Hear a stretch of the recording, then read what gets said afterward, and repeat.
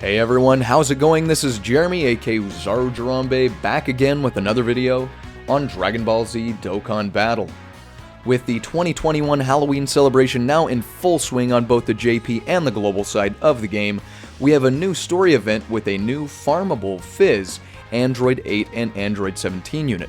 So pretty cool little unit. We're going to be talking about that unit today and going over some fast farming methods so you can rainbow them out as quick as possible, and also talk about my recommended hidden potential build so you can make the most out of the unit. So we'll talk about all that information here in a minute, but first, make sure you're checking out those links in the description below to follow me on my social media pages, and also check out that Discord chat and join the awesome Discord community. If you haven't done so already, make sure you're hitting that subscribe button and that notification bell to stay up to date on future content like this. Drop a like on the video and comment down below if you have any questions or comments. So let's start out by going over to the Dokkan Wiki just real quick. So we can see on the verge of Crisis 2 Androids is the new story event, and they have the increased drop, the boost category of joined forces. And this event is of course where we're going to get the new Android 8 drop unit from Stage 1 and all of the Awakening medals from Stage 2. We'll talk about just how many of each of the unit and the Awakening medals you will need here in a second. We've got some missions available here. You can see basically from farming out the unit and getting him fully awakened, his hidden potential 100% maxed out, you get some Dragon Stones, you get some hidden potential orbs refunded, and some other good stuff like that.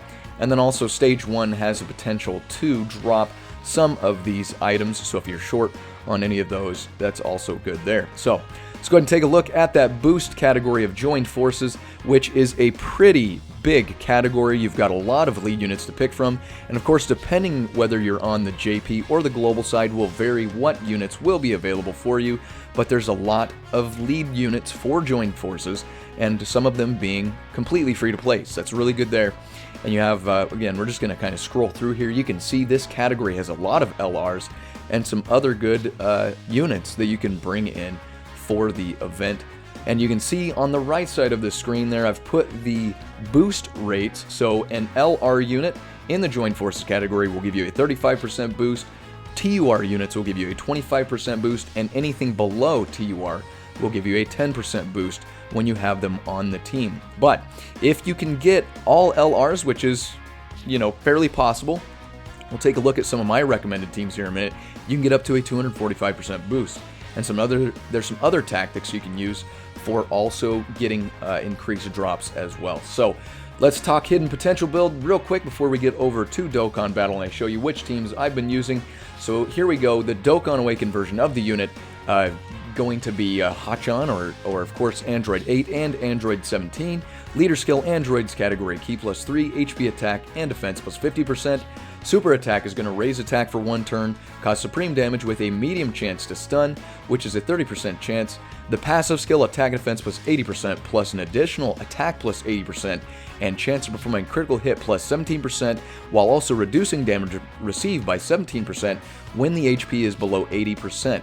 And then also will guard all attacks for 8 turns from start of turn, plus an additional attack and defense +80% for 8 turns after receiving attack. And of course, as with most Halloween units, will recover HP with candy. Excuse me. Unfortunately, the only categories that this unit is in is androids and joined forces, so they're not going to be really on a lot of teams, but a fun little unit to run. The biggest thing that I'd say is for hidden potential build here, there's a couple things that really stick out to me. In his super attack, being able to stun the enemy says additional attacks, because you want to try to get, if you're going on an event where stunning is available for the enemy, basically, the more attacks you get off, the better chance you have to get that stun. And then also another thing is, of course, you have a chance of performing a critical hit +17% when the HP is 70% or below. So basically you already have some crit built in. So in my opinion, I think that going and focusing on additional attack and following up with some crit is going to be the best build for this unit, because you're going to be hitting more often, getting the stuns off, and also having the potential to get those crits off as well. So if you want to build more crit, feel free to do so, but I think that you would benefit more from additional attack over crit. And then maybe if you want to put an evasion node in there, you can. I usually recommend it because you never know when it's going to come in clutch, and RNG is going to give you the evade. Excuse me. But you also have the reduction of the damage received, so you don't really need to focus on evasion too much, but again, it never hurts to put a node in there. But that's my recommended hidden potential build. I'll show you my unit. Here, let's hop over to Dokkan Battle, and I'll show you. I already have my guy all the way farmed out, and you can see here that, let me go ahead and hit this. There you go. So, this is what I've got for him. I've got 14 additional attack, 9 crit, and 3 evasion. Again, just that's one node of evasion. A pretty cool little unit here. I haven't actually played him with him on the team quite yet, but I have seen super attacks and everything like that, and some decent animations, and of course, who can beat a free-to-play unit? So, I will say this.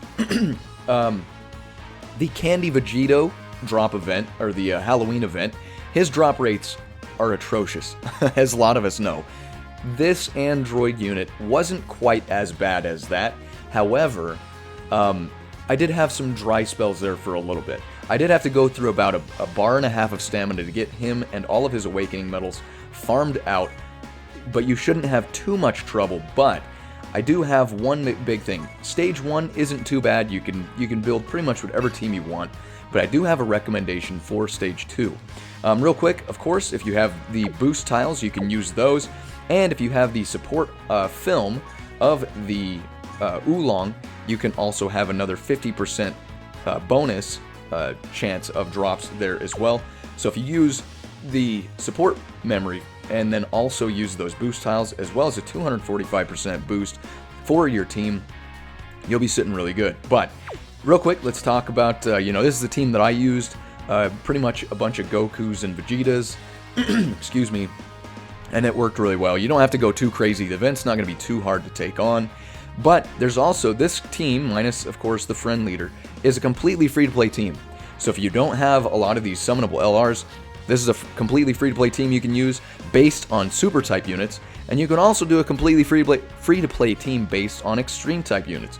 And there's even more units than what I have here for extreme units and for super units. So you can definitely do that if you need to. But I'm going to go ahead, and my recommendation is if you have this LR Fizz cell, you want to bring him in when you're farming the awakening medals, because he has a super attack. Now here's the thing, you don't want to get his 18 key super attack off, you just want to get his regular super attack off, but he'll actually do an attack all units super attack. So I actually brought him in on my team, and I'll show you why. If you're lucky enough, you can get him in your first rotation, and you can go ahead and take on the event. And we're going to go ahead and just zip on through here. Because stage 1 of the event, when you're farming the unit himself, you're only going against one unit, which is Android 8. However, when you go against this next, against stage 2, you actually will go against 4 enemies right here, as you can see. So if you do have that, the Fizz cell, you can go ahead and hit that super attack. And you can see here that once you do just the regular super attack again, you'll be able to kill all 4 units with just that, and there you go, nice and easy. The awakening medals will drop, and you're good to go. So less than a minute really for each clear for that. So definitely recommend bringing that cell in on stage 2 when you're farming those medals. Again, for stage 1, you don't really have to worry about that because you're only going against one unit. But yeah, that should help you out quite a bit to do that fast farming. And again, you need 14 copies of the unit to get him all the way to super attack level 10, as well as all 4 hidden potential paths unlocked. And then you need 20 of those awakening medals to get him Dokkan awakened. And again, make sure you're going in and getting his hidden potential maxed all the way out, because they're giving out free rewards for that stuff, mission rewards, so definitely worth going in and everything like that. So that's pretty much everything for the video today. Hopefully you enjoyed the video. Hopefully you found some useful information. If you did, go ahead and drop a like. If there's anything else you feel like you could add that might benefit some of the others watching the video, go ahead and comment that down below and let me know what you think. And again, make sure you're checking out those links in the description. Follow me on my social media pages and join the awesome Discord community. Make sure you're hitting that subscribe button, that notification bell, so you can stay up to date on future content like this. As always, I appreciate each and every one of you guys coming by and checking out the video today, and we'll catch you on the next one. Signing out.